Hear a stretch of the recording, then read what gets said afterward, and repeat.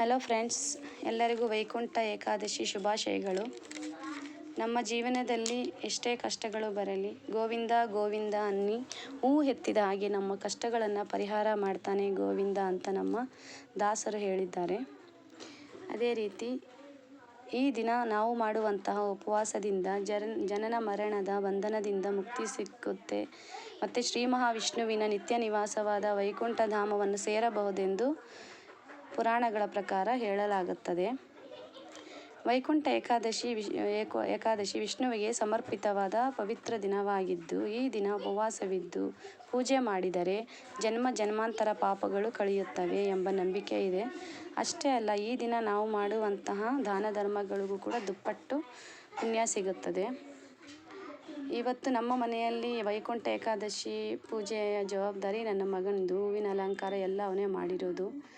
ಫೋಟೋಗಳಿಗೆ, ಪೂಜೆ ಸಾಮಗ್ರಿಗಳಿಗೆಲ್ಲನೂ ಅರಿಶಿನ, ಗಂಧ, ಕುಂಕುಮ ಹಚ್ಚಿ ನೀಟಾಗಿ ಅಚ್ಚುಕಟ್ಟಾಗಿ ಪೂಜೆ ಮಾಡಿದ್ದಾನೆ. ತುಂಬ ಖುಷಿ ಆಯಿತು. ಸೊ ವೈಕುಂಠ ಏಕಾದಶಿ ಆಗಿರೋದರಿಂದ ಈ ದಿನ ಪೂರ್ತಿ ನಾವು ಶ್ರೀ ಮಹಾವಿಷ್ಣುವಿನ ಸಹಸ್ರನಾಮವನ್ನು ಪಠನೆ ಮಾಡಬೇಕು. ಅದೇ ರೀತಿ ನಾರಾಯಣ ಕವಚಂ ಪಠನೆ ಮಾಡಿ, ನಿಮ್ಮ ಮನೆಯಲ್ಲಿ ಭಗವದ್ಗೀತೆ ಇದ್ದರೆ ಭಗವದ್ಗೀತೆಯನ್ನು ಓದಿ. ಇನ್ನು ಕೆಲವರಿಗೆ ಓದೋಕ್ಕೆ ಬರದೇ ಇರೋರು ಭಗವದ್ಗೀತೆಯನ್ನು ಮುಟ್ಟಿ ನಮಸ್ಕಾರ ಮಾಡಿಕೊಂಡ್ರೂ ಸಾಕು. ವಿಷ್ಣು ಸಹಸ್ರನಾಮ ಓದಿದಷ್ಟೇ, ಹೇಳಿದಷ್ಟೇ ಪುಣ್ಯ ಬರುತ್ತೆ. ಸೊ ಇವತ್ತು ನಾವು ಈ ವಿಡಿಯೋದಲ್ಲಿ ಇವತ್ತು ಸಂಜೆ ಗೋಧೂಳಿ ಸಮಯದಲ್ಲಿ ಯಾವ ವಸ್ತುಗಳನ್ನು ಮನೆಗೆ ಖರೀದಿ ಮಾಡಿ ತರಬೇಕು ಅಂತ ನೋಡೋಣ. ಶ್ರೀ ಮಹಾವಿಷ್ಣುವಿನಿಗೆ ಪ್ರಿಯವಾದ ವಸ್ತುಗಳಲ್ಲಿ ಪಚ್ಚಕರ್ಪೂರ ಕೂಡ ಒಂದು.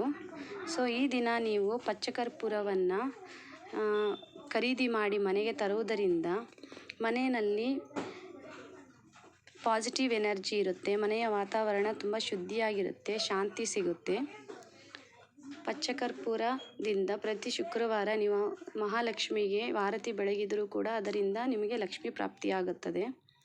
ಅದೇ ರೀತಿ ಪ್ರತಿ ಶುಕ್ರವಾರ ಮತ್ತು ಮಂಗಳವಾರ ಪಚ್ಚಕರ್ಪೂರವನ್ನು ನೀರಿಗೆ ಬೆರೆಸಿ ಮನೆ ಒರೆಸೋದ್ರಿಂದ ನಿಮ್ಮ ಮನೆಯಲ್ಲಿ ಪಾಸಿಟಿವ್ ಎನರ್ಜಿ ಹೆಚ್ಚಾಗುತ್ತೆ. ಅದೇ ರೀತಿ ಇವತ್ತು ಪಚ್ಚಕರ್ಪೂರದ ಜೊತೆಗೆ ಇನ್ನೊಂದು ವಸ್ತುವನ್ನು ಕೂಡ ನೀವು ಖರೀದಿ ಮಾಡಿ ಮನೆಗೆ ತರಬೇಕು. ಆ ವಸ್ತು ಯಾವುದಂದರೆ ಹಳದಿ ಕವಡೆ.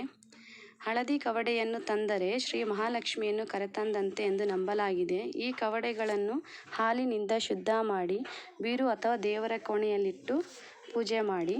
ಇದರಿಂದ ಲಕ್ಷ್ಮಿ ನಮ್ಮ ಮನೆಯಲ್ಲಿ ಶಾಶ್ವತವಾಗಿ ನೆಲೆಸುತ್ತಾಳೆ ಎಂದು ಹೇಳಲಾಗಿದೆ. ಅದೇ ರೀತಿ ಇವತ್ತು ನಿಮಗೆ ವಿಷ್ಣು ಸಹಸ್ರನಾಮ ಪಾರಾಯಣ ಮಾಡಲಿಕ್ಕಾಗಲಿಲ್ಲ ಅಂದರೆ ಇಲ್ಲಿ ವಿಡಿಯೋದಲ್ಲಿ ತೋರಿಸಿದಂತಹ ಶ್ಲೋಕವನ್ನು ನೀವು 3 ಬಾರಿ ಪಠಿಸಿ ಸಾಕು. ಶ್ರೀ ಮಹಾವಿಷ್ಣುವಿನ ಸಹಸ್ರನಾಮ ಹೇಳಿದಷ್ಟೇ ಪುಣ್ಯ ಲಭಿಸುತ್ತದೆ. ಸೊ ಫ್ರೆಂಡ್ಸ್, ನನ್ನ ಈ ವಿಡಿಯೋ ನಿಮಗೆ ಇಷ್ಟ ಆಗಿದ್ದರೆ please like, share and comment ಮಾಡಿ. ಮತ್ತು ಮಿಸ್ ಮರಿದಿರ ನನ್ನ ಚಾನಲ್ನ ಸಬ್ಸ್ಕ್ರೈಬ್ ಮಾಡ್ಕೊಳ್ಳಿ.